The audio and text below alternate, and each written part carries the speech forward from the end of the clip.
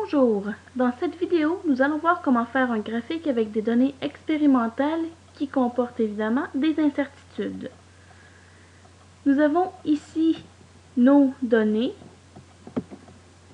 avec leurs incertitudes respectives.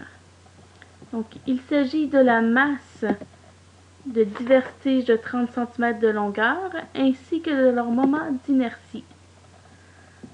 Tout d'abord, on va commencer par faire un graphique de base, donc un graphique juste avec les points dedans. Alors, on clique n'importe où dans le classeur, on va dans l'onglet Insertion, et dans la catégorie graphique, on choisit Nuage de points, on prend la première option, et on a une fenêtre blanche ici qui apparaît.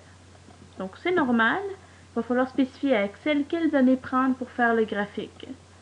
Pour ce faire, il suffit de faire un clic droit n'importe où dans la zone de graphique et de choisir Sélectionner des données.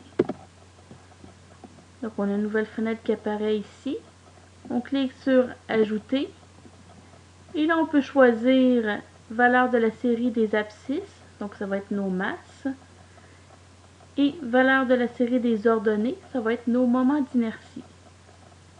Alors je viens cliquer le petit icône ici qui va me permettre de sélectionner avec la souris les données. Alors je clique et maintenant je viens sélectionner mes données. Alors je clique ici, je maintiens enfoncé et on descend. Voilà, et on fait la même chose pour le moment d'inertie. Alors on clique sur le petit icône et on sélectionne les données avec la souris. Maintenant, on va avoir les points qui apparaissent sur le graphique ici.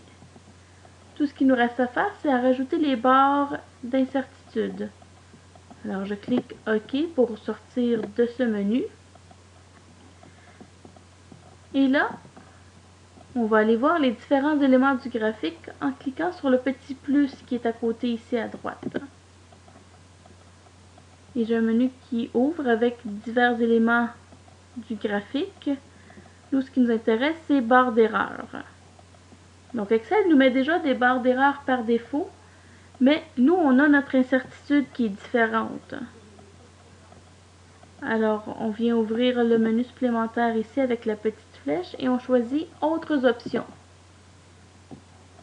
Ça nous ouvre un menu plus complet sur les barres d'erreur. Vous voyez ici, ça marque barre d'erreur verticale. Donc ça, c'est celle en Y, la barre des erreurs pour le moment d'inertie. Alors, on choisit comme orientation positive et négative. On veut une incertitude vers le haut et vers le bas, c'est plus ou moins. On descend. Et en choisissant personnaliser ici, on peut spécifier les valeurs. Donc, je clique là. Et je peux maintenant spécifier la valeur de mon incertitude. Alors, valeur d'erreur positive, je sélectionne mon incertitude. Et même chose pour valeur d'erreur négative. On sélectionne et voilà. Clique OK. Et maintenant, j'ai mes barres d'erreur qui apparaissent ici. J'ai mon incertitude sur le moment d'inertie. Ensuite, il ne nous reste plus qu'à faire la même chose, mais pour la masse. Alors, je viens cliquer sur la petite flèche ici. Et là, juste en dessous de barre d'erreur Y, où on est présentement, on a barre d'erreur X. Alors, on clique là-dessus. Et on fait la même procédure. Positive et négative. Personnaliser. Spécifier une valeur. Et on sélectionne la plage des incertitudes. Donc, positive et valeur d'erreur négative. Donc, c'est très important de toujours faire les deux. Clique OK. Et voilà, on a maintenant un graphique avec l'incertitude sur chaque point.